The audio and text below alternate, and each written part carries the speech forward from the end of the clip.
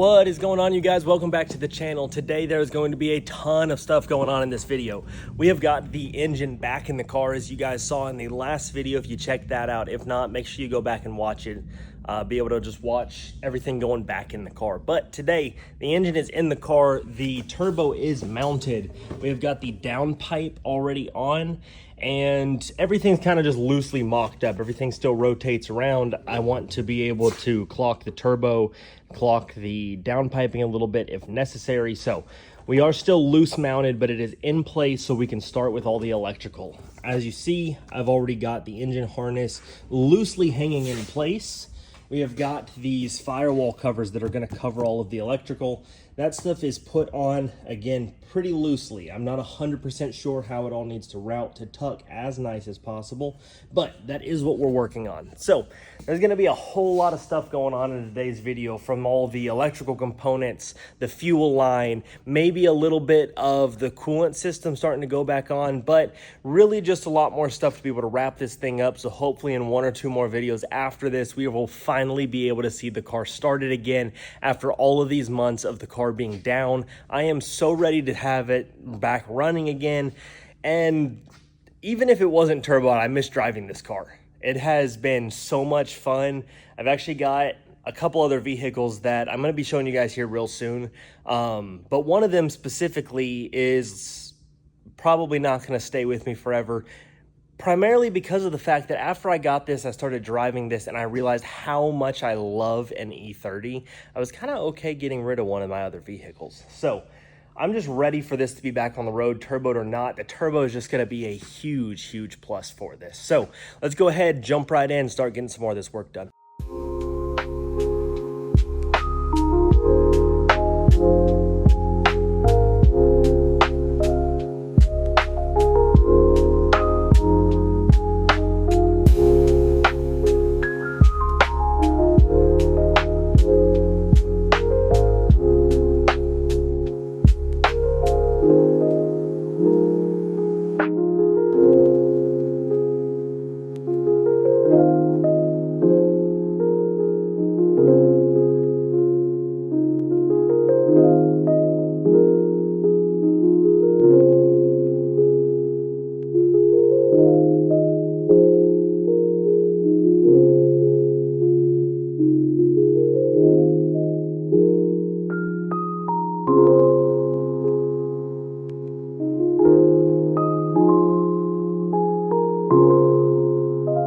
All right, you guys, we are definitely making some progress, even though it looks like we've gone a little bit further back by taking out the brake booster.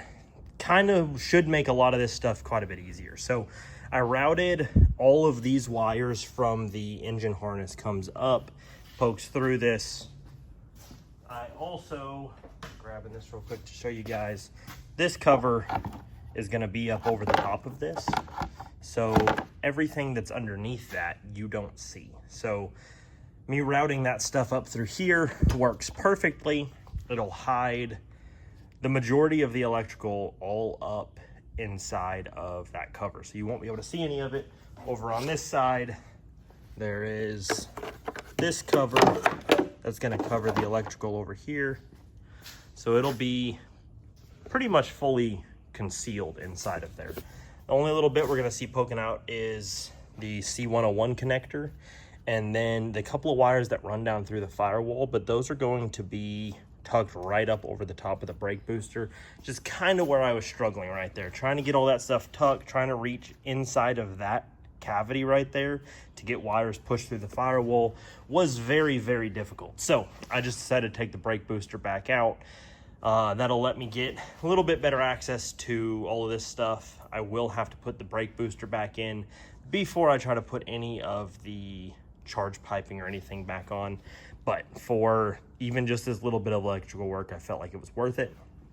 The chassis harness right here, I'm not sure if I mentioned it in a past video or not, but we are going to be drilling a small hole right here, running the entire chassis wiring harness through there, and be running it along the fender inner right here, popping another hole right here, and then it'll come across the front. With that, radiator core support sitting in a little bit, it actually will be completely hidden as well. So this that you're seeing right now with these wires up here, because they're mounted, I will have the crank position sensor that will have to run across the middle.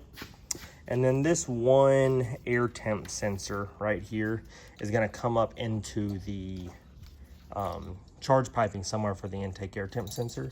But I am going to do my best to actually run it back and bring it right up underneath so that the intake air temp is taken as close to the intake manifold as possible to get a very accurate reading, as well as it'll keep those wires hidden. So this is pretty much what the bay is going to look like electrical wise. I did as much as I possibly could to hide as much of the wiring as possible. The biggest stuff right in the middle, these two temp sensors, didn't really see any worthwhile alternative to that. With using the stock thermostat housing and everything, that was just kind of the best option for me. But the majority of the wires have now been tucked, and it really has made a huge difference. The next thing we're going to try to do, we are going to need to run the wideband a little bit better. I'm going to try to get some heat sleeving to go up around this so that it's not fully exposed. It will be at least a little bit better heat insulated. And we're going to run a couple of wires of our own. We do still have the wires, I'll show you guys inside here, that go to the coil. These actually just mount to the terminal block. But we do have to still get power to the coil. And I'm trying to decide a little bit how I want to do that. I'm thinking about mounting the coil right here, but that will require me to drill a small hole in this to be able to run wires out and plug into the coil. So ideally, I would really like to be able to put the coil inside of the car, but I'm not sure if running it through the firewall is going to create any kind of interference that may cause an issue. But we will get to that in just a little bit. That's honestly probably going to be one of the things that I do later on down the line. That'll be kind of placement that I want to do last minute almost, once I get all of this electrical pretty fully secured in place where it's going to go. Besides that, I don't think we have too much else that needs to be wired in, aside from we do have this gauge down here that is going to be oil and water temp. So we do need to seal that up and run the electrical back there. I think the way that's going to be best for that is if I actually run the sensor, and then I think I can tuck the sensor wiring right up here through some of these connections, and I should be able to run it all the way back to the firewall and up. The other option is potentially running it down here along the steering column, running it to the other side of the engine, and then just looming it into the rest of the harness. So I'm not 100% sure on that yet, but that is actually going to be one of the next things that we're started on. So I'll probably just update you guys once that is taken care of and I know exactly how I'm going to do it. I'm also going to go ahead and get started on the fuel line. So feed and return both come out right here. I've got to dump the feed into the rail here and the return right back out. So I'm thinking with these, we'll route them down along the side and then kind of come across somewhere down here. Remember guys, this is all going to be very hidden from the throttle body, the charge piping. Charge piping kind of sticks out here and then runs down this direction to go through the frame somewhere around over here to go to the intercooler. So this stuff down here will all be covered. It also is going to be cleaned up nicer. I've got a couple of little pigtails of stuff that I wasn't sure how long of leads I needed, so I just left them full length wires. So we're going to make some more progress. Probably not going to time lapse this next stuff, and I will just get back to you guys once we have a little bit more work done. We have gotten a couple more things done. I'm kind of reaching the end of what I'm going to be able to do here tonight. So before I leave and forget anything, I want to make sure I updated you guys. So Wideband is in. It's not routed super great yet, but it's in. I've also got my oil pressure and temperature sensors. The temperature sensor is not actually screwed in down here yet, but I've got the wiring ran. I did end up running it along the top of the oil pan. You guys can actually, maybe see. Kind of tucks up inside of there pretty nice. It stays away from any kind of heat. Comes right up next to the engine mount over on this side, tucks right up into the loom, comes right across, and I'm going to run it right up underneath here with the rest of the harness, and it is already ran through the firewall in that back corner. So all of that stuff is ran. I've got the fuel line ran from down here. Got both of these lines. I'm going to run them on the firewall across to here and then up. So I probably will end up trimming some more of this excess, but I wanted to get it maybe a little bit longer than necessary until I actually permanently mount it, make sure that I've got enough.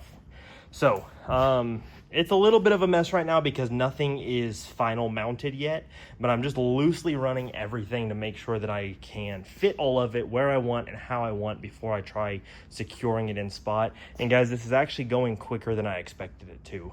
It's been about half an hour or so since the last time I took a clip, so everything's going relatively smooth. We've got probably another 2 or 3 hours of work on the electrical components before I feel like I'll be really comfortable with everything, where it is and how it's all routed. So I am done in here for the evening, but I will be back in I think 2 more days, get some more work done, and I will be updating you guys more once we've completed more work. It's been just a couple of days, you guys. We are back here in the shop though, and we have run into kind of our next issue. Once I got all the wiring and everything wrapped up the other day, I thought about it and I was trying to decide what we wanted to do next to be able to try to accomplish in this video and just as the next step to get this car running. And I decided that probably one of the things that we really needed to go ahead and tackle was one of the things that I'm kind of dreading doing the most, and that is the front radiator support. As you guys can see, it is dirty, it is unpainted, it is also cut out of the front of the car. So this is not super uncommon for people to take this out. There's actually a pretty good kit online that you can weld stuff in and bolt it to the frame rails, and it's a removable kit, but it is something that I know I'm able to fabricate myself. It's just probably going to take me a little bit more time than I would like for it to, but we do need to get this done. This is right here kind of the reason why I have not done everything on the front of the car yet. I haven't started mounting any of the intercooler piping. I haven't started doing any of that because this has been out. I need to get this in so that I can mount the intercooler and I can start running the cold side of the turbo kit. But with this even just set in place, even like it is, it's really starting to look pretty cool as a complete car again. You can see right where the turbo is gonna poke out. And guys, I think that's really cool. I was kind of deciding how I wanted to do the intake on this. It's super tight, so there's not a lot of room. I think after seeing this though, I will probably take out the high beam and run a headlight intake, but not 100% sure on that. May look around just a little bit more and see what some of my other options would be. But it does look great as it's starting to come back together. I've got this just held in right now with just a couple of bolts in place just so it doesn't fall off of the front of the car again. And it's kind of hanging there right where it needs to. I'll show you guys up close here. You can see where I cut it away from the frame. This is actually the old tab that was there. I kept this, and then I kept one on the back side here to kind of help me position this once I got it back together. So I brought it down pretty flat, but I am gonna have to do that up along the bottom. I've got this bracket here as well to help me position it. So you can see it sagging a little bit. I'm gonna have to pick it up, but I think what we're gonna do is we're gonna use some L brackets, get some sheet metal, bend it at some 90s for the front and the back of both of these, and then either bolt or weld to the radiator support, and then bolt that bracket up to the frame rail. We'll drill into this, put some riv nuts, and we'll riv nut it there. And then I'm still kind of debating about the underside here, but I'll probably end up doing the same thing. I will drill it, riv nut it, and then bolt it up. But if we don't do this correctly, we will misalign the top portion, and the hood mounts to the front radiator support as well. So if you don't line this up straight, you end up with a uneven hood, and the body paneling, the gaps don't look correct. So you do have to make sure that this lines right back up where it came off. This is also the area that I mentioned to you guys that I didn't want to run the harness through just yet, because I knew that it would need to come in somewhere down here, but I'm not completely sure. There's some panels that cover right here on the back of the headlight, plastic panels, that I want to be able to get those in place before we drill this hole, so that we make sure that the hole that I drill is in front of the plastic intake, so, or plastic cover along the back. But that will work out here once we get this in place, so that'll be kind of the next step. But for right now, we're gonna dive into starting to kind of mock up how this needs to go. Then once everything is mocked up, we are gonna clean this up. We're gonna paint it the same Nardo gray that the rest of the bay is, do the entire thing inside and out Nardo gray. So we will get to that here in just a bit, but for right now, I wanted to hang this on here, see what it looks like, start trying to mock up where some of these holes need to go. The components are all starting to get mounted on the front now. I've got the radiator in place, I've got the AC condenser in place, and I've got the intercooler down here that is gonna be the tricky one to fit in. It's got this bracket up along the top. I have already riv nutted, you can see this little spot and this same one over here. I've riv nutted those in place that it's gonna hold the top mounting spot, but I need to get some hardware for the size riv nuts that I used. And then the bottom mount is already on the intercooler, and those are gonna mount down into these holes, but I also need some more riv nuts. This is the correct size. I only had 2 of them, didn't have any hardware for them, but I do know what size it is, so I can order a couple more parts. We are gonna have to cut off a few of these brackets on the AC condenser, which isn't super necessary. It's just to hold the lines in place, which I'm more than likely gonna have to do custom lines if I want AC in here, which I do, but we are not going to have AC right off the bat. We are gonna be getting the car running, making sure everything runs properly, and then I will add, whoop, it's falling off my head. I will add the AC lines and stuff in afterwards, more than likely. Just because I know that it's gonna kind of slow down the project some, I really wanna get it started. And the AC, even though this is kind of the hottest part of the year, I don't expect to need it actually until next summer. By the time that the car's tuned and fully running and ready for the road again, it's probably going to be the end of the summer, so I'm just not going to worry about it too much right now. That will be a winter project, but everything's starting to come back together. I have the dimensions of all the brackets that I need. I just need to be able to get the sheet metal, get everything cut out. I actually have a sheet metal shop at my work that I'm hoping I can get one of them to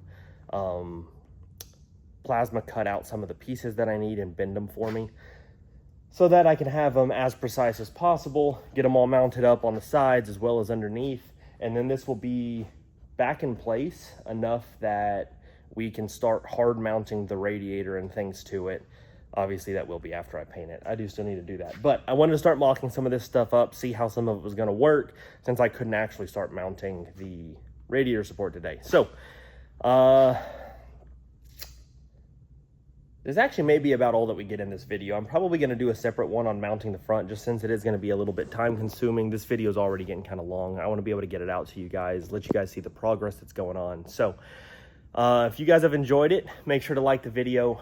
Comment down below if you guys have any suggestions of things that I should do, things that I may be doing incorrectly, just anything different. So this will be going back in the car, and the next video that you guys see, we're going to be hard mounting everything and hopefully trying to start running some of the intercooler piping. But I will see you guys in the next one. If you guys have stuck around here to the end, I really appreciate it. I will see you guys in the next one. Bye.